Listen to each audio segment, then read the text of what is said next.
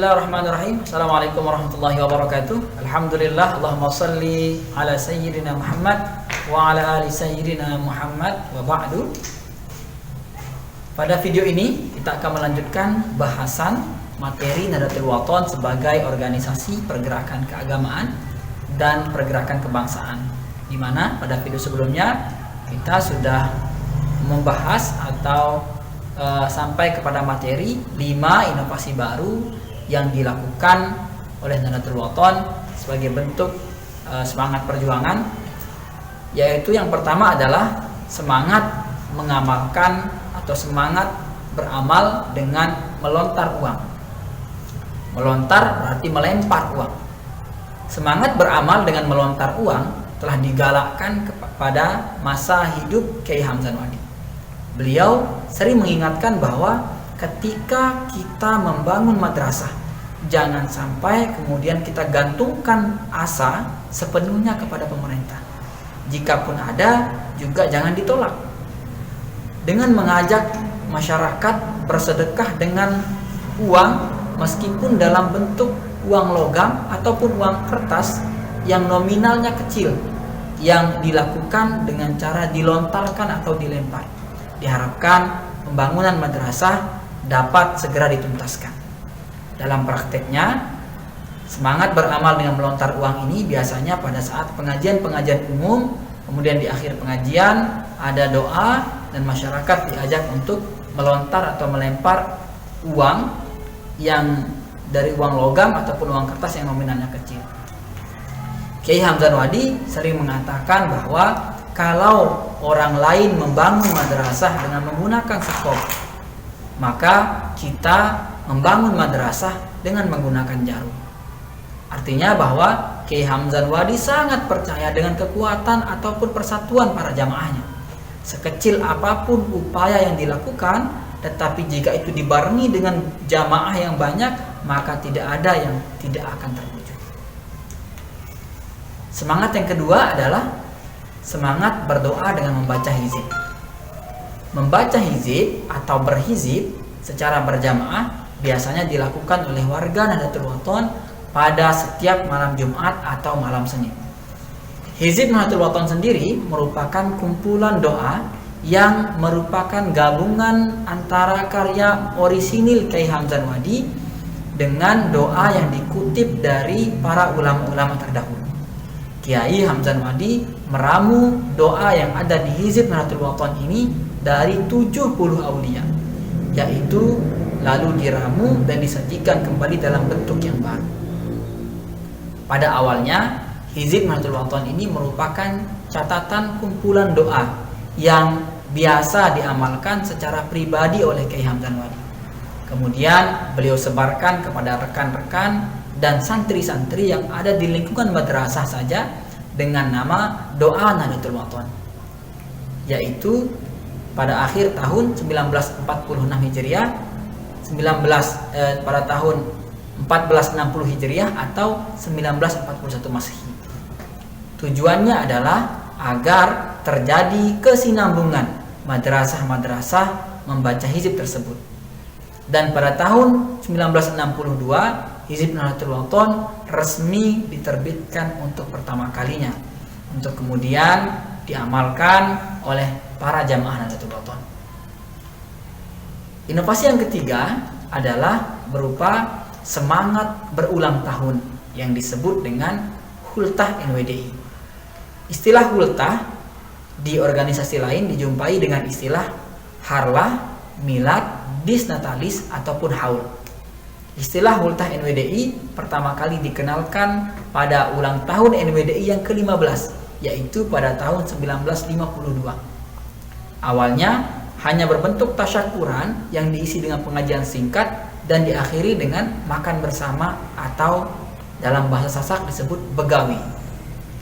Dalam perkembangannya, Hultah NWDI dijadikan sebagai acara pengajian tahunan dan sebagai ajang silaturahmi khusus antara abituren ataupun para kader dan pecinta atau jamaah NW di seluruh penjuru tanah air. Kemudian semangat yang keempat adalah atau inovasi baru yang keempat yang dilaksanakan adalah tradisi syafa'atul kubra atau syafa'ah al-kubra. Tradisi syafa'ah al-kubra adalah istilah yang dipilih oleh Kiai Hamzan Wadi untuk melakukan kegiatan yang pada organisasi lain itu diistilahkan dengan sebutan istighosah, ratiban, atau zikiran. Syafa'ah sendiri memiliki arti pertolongan, menolong orang-orang yang dikasihani. Istilah syafa'ah di tengah masyarakat itu berarti kegiatan membaca Al-Quran, tahlil, dan lain-lain yang dihadiahkan kepada orang yang sudah meninggal dunia. Dengan kata lain, syafa'ah mengandung arti memberikan pertolongan dengan membacakan doa yang diniatkan kepada orang yang dihajatkan.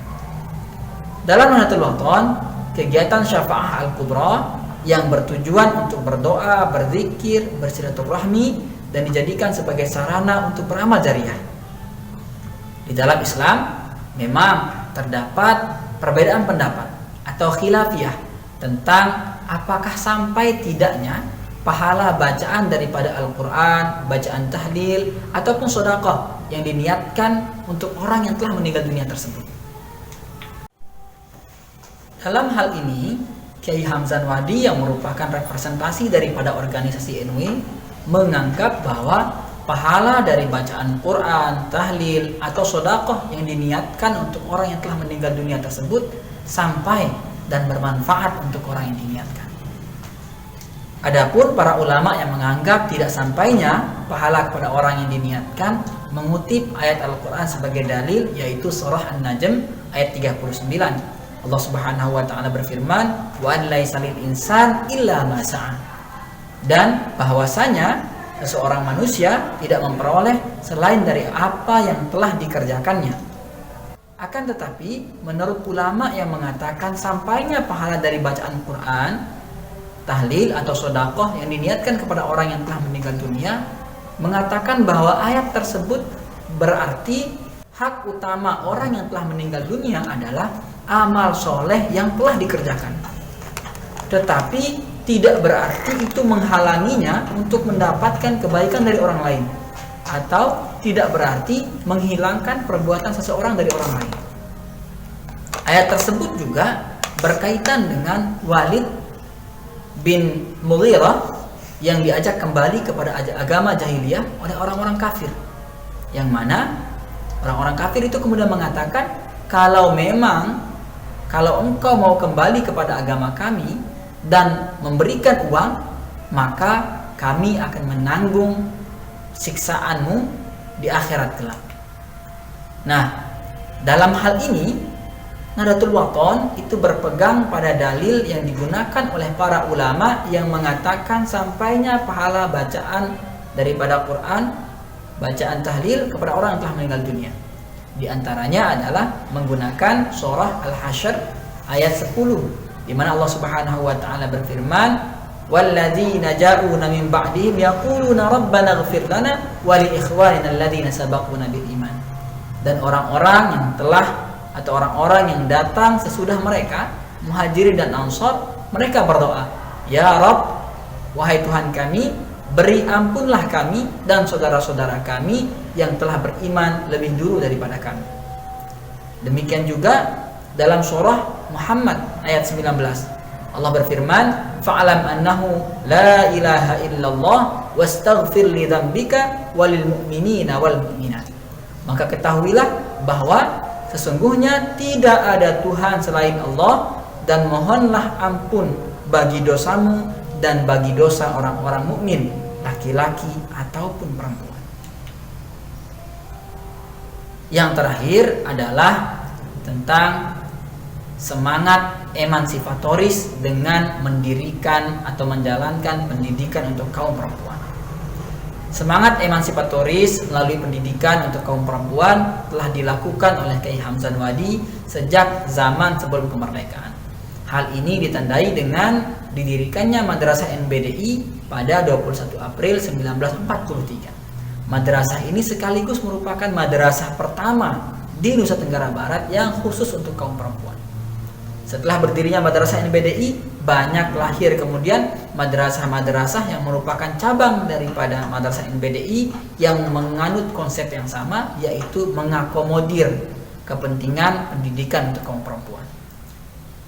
Pada tahun 1957 berdiri Madrasah Muallimat 6 tahun, dan pada tahun 1974 didirikan juga Madrasah Ma'had Lil Banat yang merupakan pasangan dari Ma'had Lil Banin yang lebih dulu didirikan.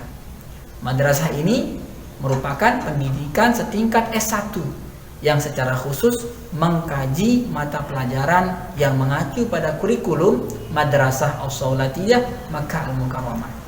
Model pembelajarannya dilakukan secara klasikal dan dilakukan secara halaqah. Demikianlah penjelasan tentang 5 inovasi baru yang dilaksanakan oleh Kiai Hamzan Wadi dalam perjuangannya. Terima kasih atas segala perhatian. Wallahul muwaffiq wal hadi ila sabilir rasyad. Assalamualaikum warahmatullahi wabarakatuh.